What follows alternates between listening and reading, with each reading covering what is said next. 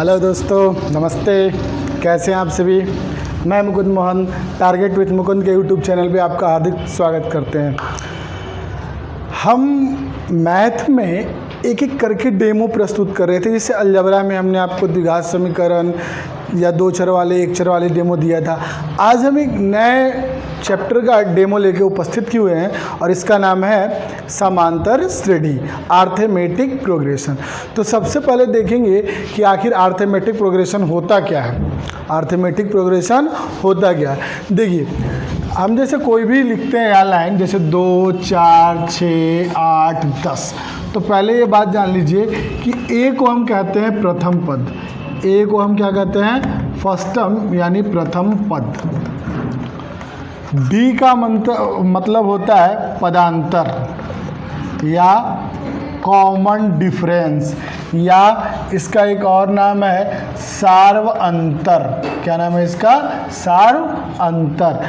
ये डी का मतलब क्या होता है? डी का मतलब होता है कि दूसरा पद माइनस पहला पद बराबर तीसरा पद माइनस दूसरा पद। इसमें आपको ये ध्यान देना होता है कि हमेशा जो कॉमन डिफरेंस होगा वो सबके बीच बराबर आएगा। ऐसा नहीं कि किसी टर्म के साथ कोई आएगा, किसी टर्म के साथ कोई आ जाएगा।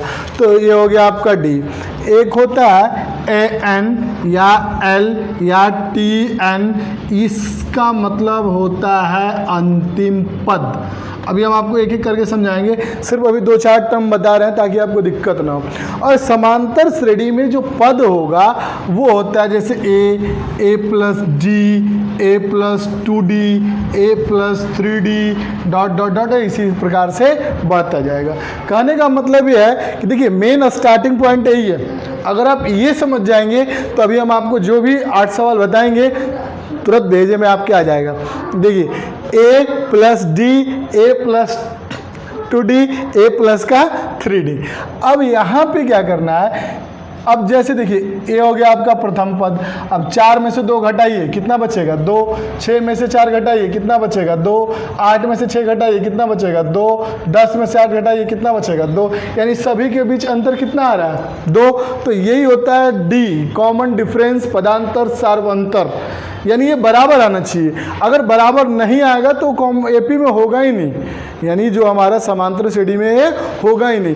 पहचानने के लिए पहले आपको दिया जाएगा सवाल में कि बताइए कि निम्नलिखित में समांतर श्रेणी है या नहीं है। अगर है तो इसका पद भी ज्ञात कीजिए। तो सबसे पहले इतनी बात आपके माइंड में आनी चाहिए कि ए का मतलब हो गया आपका प्रथम पद, डी का मतलब हो गया पदांतर और सर्वंतर। अब एक सवाल हम आपको देते हैं, इसे नोट जरूर कीजिएगा। देखिए अगर हमें कोई भी सवाल में सबसे पहले ये दे दिया जाए और कहा जाए कि हाँ आप हमें ये बताइए कि सबसे पहले पहचानिए कि ये दिया हुआ जो श्रेणी है वो समांतर श्रेणी अर्थात एपी में है कि नहीं है। तो एपी में है कि नहीं है, तो इसका पहचानने के लिए सबसे पहले आप क्या करेंगे? डी निकालेंगे। एक सवाल दे रखा है मैंने 2, 5/2, 3 और यह है आपका 7/2। सबसे पहले मैंने कहा कि आपको ये बताना है कि एपी में है कि नहीं है। सबसे पहले आपको ये चेक करना है कि एपी में है या नहीं है। देखिए सबसे पहले हम क्या करेंगे, दूसरा पद में से पहला पद घटा दिए, फिर तीसरे में से दूसरा पद घटा दिए। अगर ये बराबर हो गया तो ठीक है, यानी 2 ये आएगा 4, यहाँ पे आएगा 2, यानी ये आएगा आपका 1/2 और ये भी आ गया 1/2 और इसका भी निकालेंगे तो आगे कितना आ जाएगा? 1/2। तो लिखेंगे हाँ यह समांतर श्रेणी में है। अब अगर हमसे पूछ दे कि चलिए इसके आगे आप हमें 3 पॉइंट और बताइए, मतलब इसके आने वाले जो पदों की क्रम है, जो पदों की संख्या है, 3 पद और बताइए इसके आगे क्या होगा।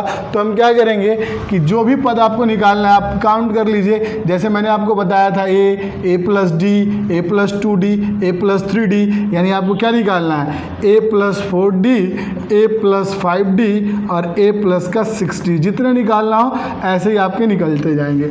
देखिए ए की वैल्यू कितना है? 2 + 4, डी की वैल्यू कितना है? 1/2, काटिए कितना आएगा 2, 2 में 2 जोड़ दीजिए कितना आ गया 4, यानी ए वाली वैल्यू कितना आ जाएगी आपकी 4। फिर यहाँ आइए ये वैल्यू कितना है आपकी 2, ये आ गया 5/2, एलसीएम लेंगे 2, ये आ जाएगा 9/2। इसका भी करेंगे ए की वैल्यू 2 और ये आएगा 6/2, तो ये आएगा 3, यानी ये आ जाएगा 5।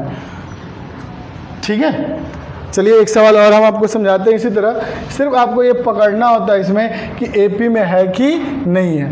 अब देखिए, अगर मैं एक सवाल आपको रूट में दे रहा हूँ ताकि आपको अच्छे से और क्लियर हो जाए, रूट देख के आप डरना बंद कर दें। देखिए यहाँ पे एक सवाल हम ले लेंगे √2, √8, √18 और √32। आपको क्या करना है, सबसे पहले देखिए कि ये जो √2 है क्या इसमें से घटेगा, तो उसको हम चेंज करेंगे। हम लिख सकते हैं 8 को, जो हमारा ये √2 है, √8 है, √18 है और √32 है, तो इसको हम ऐसे चेंज कर लेते हैं। 8 का निकालेंगे तो आएगा 4 × 2, मतलब 4 में 2 से गुना करेंगे तो 8। अब 4 का वर्गमूल निकाल लेंगे तो 2, यह आ जाएगा 2√2, 2√2। 9 में 2 से गुना करेंगे 18, ये आ जाएगा 3√2 और ये आ जाएगा आपका 4√2।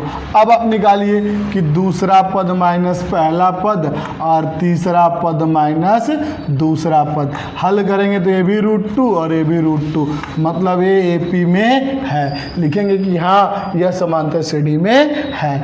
और जैसे ही ये समांतर श्रेणी में होगा, अगर इसके भी हमने पूछ लिया 2 पद और बताइए, 2 पद और बताइए, तो कैसे करेंगे, a + d, a + 2d, a + 3d, ये आ जाएगा आपका a + 4d और एक आएगा a + 5d।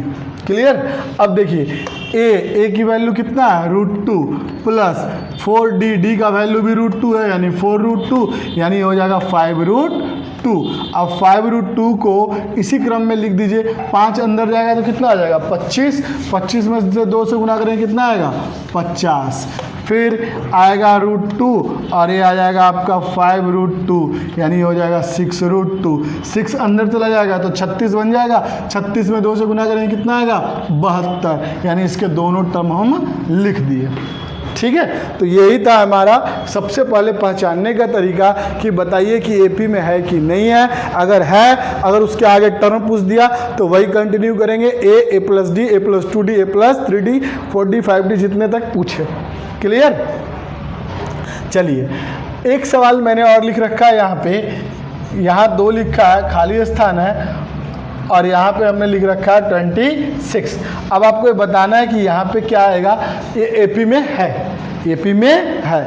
अब आपको क्या करना होगा, जब आपको पता है कि एपी में है या नहीं है, तो आप क्या करेंगे, सबसे पहले दूसरा पद में से आपको पहला पद माइनस करना होगा।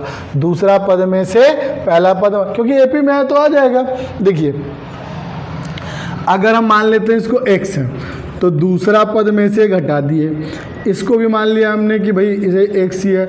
हमने क्या किया, जब एपी में है तो इसका d बराबर होगा। अब यहाँ पे क्या आएगा, ये माइनस वाला इधर आएगा तो प्लस हो जाएगा, ये जाएगा तो 26 + 2 यानी 2x = 28 और x बराबर आ जाएगा 28/2, कट के कितना आ जाएगा 14, यानी यहाँ पे क्या भराएगा ये 14। कितना भराएगा ये 14। कोई दिक्कत। चलिए आगे आते हैं क्वेश्चन नंबर 4 पे। क्वेश्चन नंबर 4 में क्या है आपका, पहले ही ब्लैंक है, फिर 13 है, फिर आपका ब्लैंक है और फिर आपका कितना है 3 है। अब देखिए इसमें आपको क्या करना है, 2 पद निकालने हैं। अब यहाँ पे तो ये दिमाग लगेगा नहीं कि दूसरा पद पहला पद, यहाँ नहीं लगेगा, तो यहाँ पे क्या लगेगा, आपको दिखाई दे रहा होगा कि ये दूसरा पद है, तो दूसरा पद को हम क्या लिखते हैं a + d, दूसरा पद को a + d, कितना है आपका 13, और ये आपका चौथा टर्म है, यानी a + का 3d बराबर कितना हो गया 3। ये समीकरण 1 हो जाएगा और ये समीकरण 2 हो जाएगा। समीकरण निकालना तो हम आपको सिखा ही चुके हैं, समीकरण 1 - 2। देखिए जो हम पहले आपको सिखाए हैं, देखिए काम आना अभी से शुरू हो गया, समीकरण हल करना शुरू हो गया। इसीलिए हम हर चीज़ का आपको ये नॉलेज दे रहे हैं ताकि बेनिफिट आपको हो। अब ये समीकरण एक में आ गया a प्लस डी बराबर 13 और a प्लस 3d बराबर 3। यहाँ पे क्या आएगा, माइनस कट जाएगा, माइनस 2d बराबर आ जाएगा आपका 10, यानी d बराबर आएगा माइनस का 5।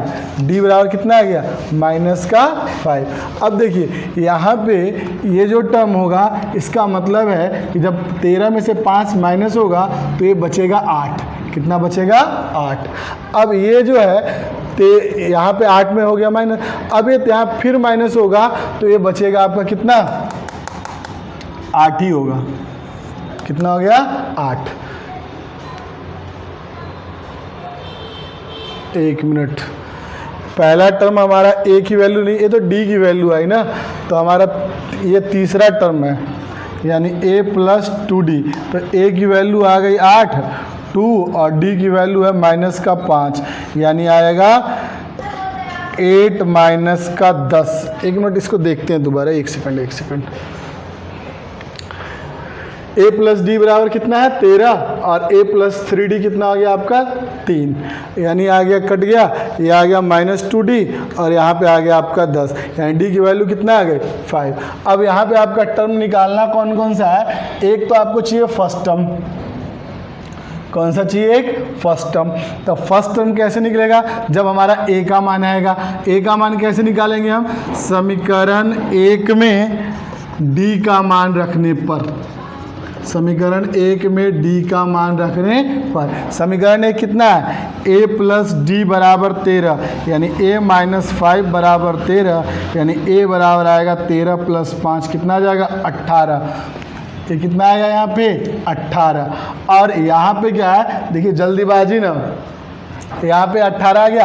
अब आपको ये क्या करना है, ये निकालना है तीसरा, यानी आएगा a प्लस 2d। तो a की वैल्यू 18, 2 यानी ये आएगा 8। 18 में से 10 जाएगा, कितना बचेगा, 8। अब सही हुआ, क्लियर। उम्मीद है आपको समझ में आ गया होगा। इस टाइप के सवाल, देखिए सवाल कैसे भी घुमाए आपको घूमना नहीं है, सवाल को घुमा देना। क्लियर, ये समझ में आ गया होगा। चलिए नेक्स्ट सवाल हम बढ़ते हैं इसी में।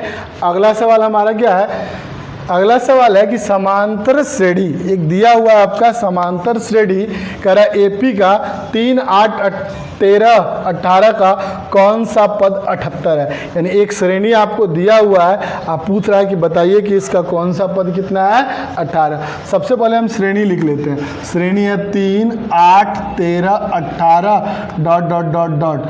फिर पूछ रहा है कौन सा टर्म, कौन सा पद 78 है।